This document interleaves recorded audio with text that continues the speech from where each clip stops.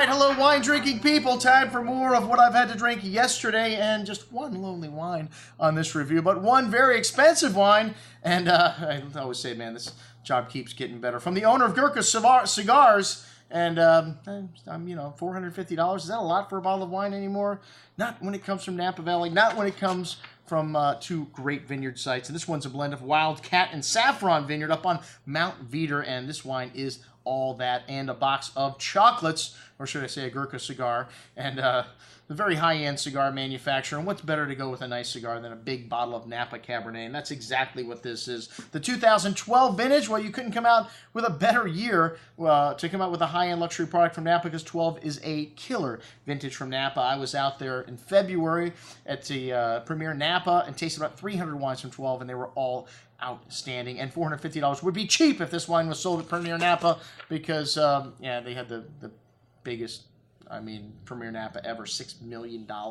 So they only make 3,000 bottles of this wine, very limited, and it is pretty damn good, I have to say. Even better on the second day. And I've always been opposed somewhat to wines that come out of the gate at this high price level, but when you make such a small amount of them, it's, you know, really hard to argue about somebody. But price is merely just a number, and it's what anyone's willing to pay for anything at any one given time. And this wine does taste good. You open it up for somebody next to the top level wines from Napa, Harlan Estates, Screaming Eagle, Insignia, you're not going to be disappointed. This wine is in the bottle. And like I said, it's got a nice story to it behind there. There is a good amount of cigar box spice in this wine, some cedar, some dark earth, espresso, currants, cassis fruit, really complex bouquet of aroma. These guys, you know, picked out some great vineyard sites. There's a little bit of Cab Franc and Malbec in the blend, but predominantly Cabernet from dry farm vineyards at 1,900 feet elevation. And you get that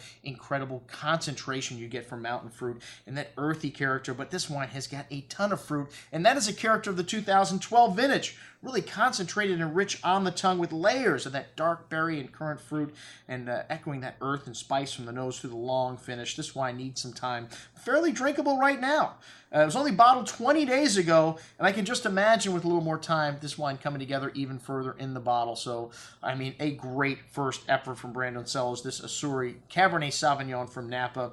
Maybe a bit lofty in its price, but like I said, price is just a number. That's what we had to drink from with this new Asura wine from Brandon Cellars. I'm your host, Andrew Lampasoni, signing off for the Wine Watch, saying remember, always drink the good stuff first.